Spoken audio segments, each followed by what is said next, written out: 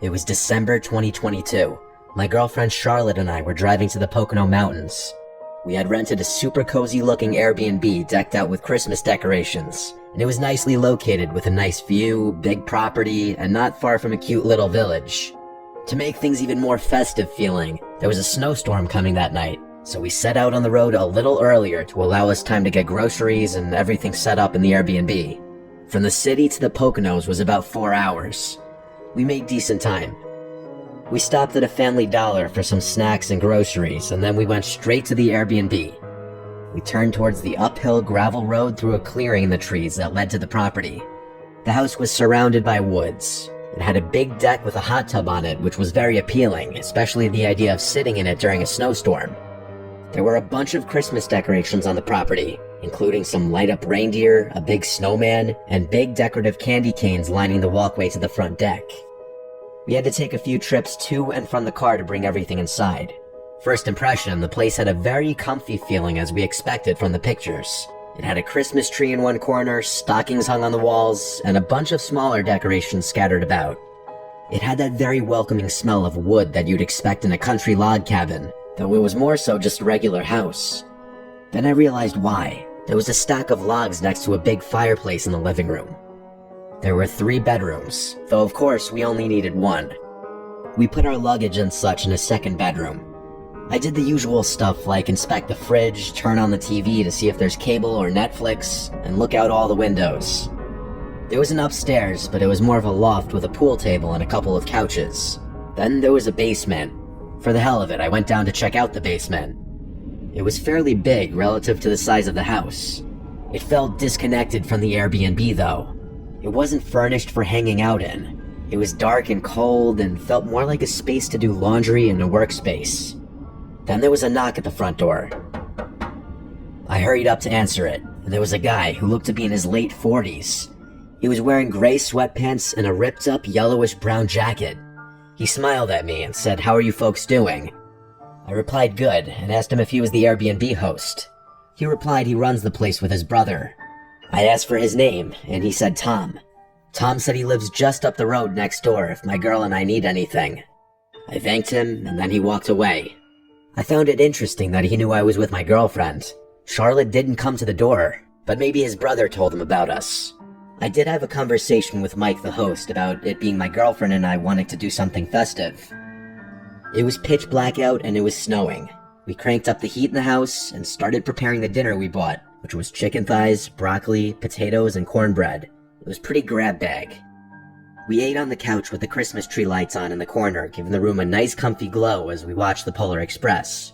It was the only good Christmas movie on any of the streaming platforms. If you can't tell, we really love Christmas. After the movie, and when we felt we had digested enough, we went outside to the deck to hop in the hot tub.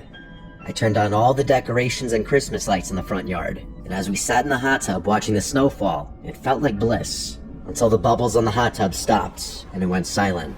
We heard unmistakable footsteps from somewhere on the property.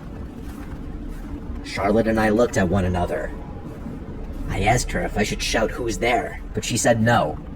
The footsteps moved further and further until they were no longer audible. I told Charlotte it was probably a deer, but deep down, I knew those were the footsteps of a person. After the hot tub, we went to take a shower before bed. The hot water in the shower didn't last for more than maybe 2 minutes though. Something was wrong. When the water turned ice cold, we screamed and jumped out of the shower. I messaged Mike the host about it. He responded within half an hour saying that's odd and that he'll have a guy come and look at the hot water heater tomorrow. We went to sleep after our half shower. In the middle of the night though, we awoke to very aggressive bangs on the front door of the house. Charlotte was shaking me, terrified. I said I'm gonna check who it is, but she demanded I stay in the bed and don't make a sound.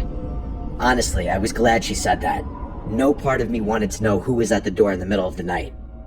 I think there were 3 sets of really loud and angry sounding bangs before they stopped.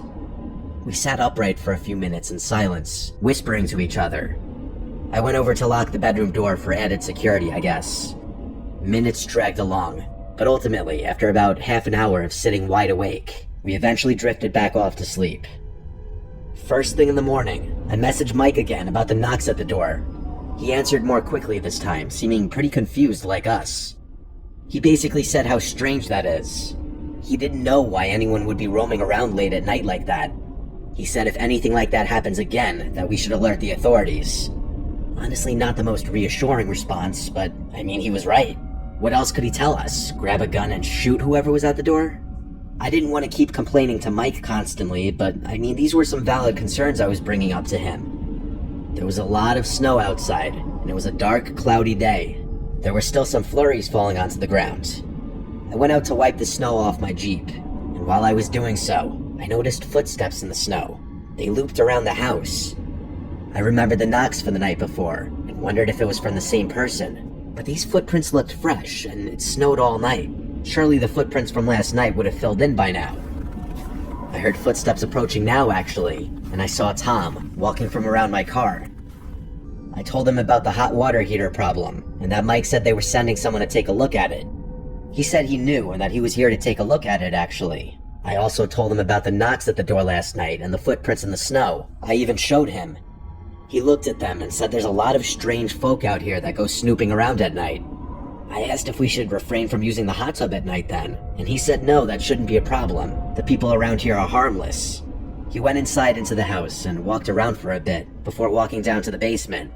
He told me he'll have a look at the hot water heater. Tom seems like a weird dude, honestly. I messaged Mike saying Tom's here now checking out the water heater. Mike replied back asking, is Tom the name of the plumber? And I replied, no, your brother. He replied, what do you mean? He said he's my brother? It started to click in my head. I responded, do you have a brother named Tom who runs this Airbnb with you? And he replied, no, who is this person? I hurried to Charlotte and told her to collect her things quietly. We need to get out of here. As quickly as we could, we packed our bags, grabbed all of our stuff, and brought it outside to the car in one trip. I'm sure we left behind a charger or something small, but who cares? We got in my car, and when I started it, I looked in the rearview mirror and saw Tom quickly approaching the rear of the Jeep. I put it in drive and drove out of there as quickly as I could. When we were back on the road, we called Mike and explained everything and told him he needs to call the police now. He didn't stay on the line with us for long, but 20 minutes later, he called us back. We were in the car still. He said the police were there now and didn't see anyone in the house. Mike was on his way to the house as well, but he was mostly calling to get more details from us. We drove around the area and explored just as a way to calm our nerves after what just happened. After a few hours, we drove home. Mike messaged me later that night updating me and apologizing for everything. He said he didn't know anyone who resembled my description of Tom.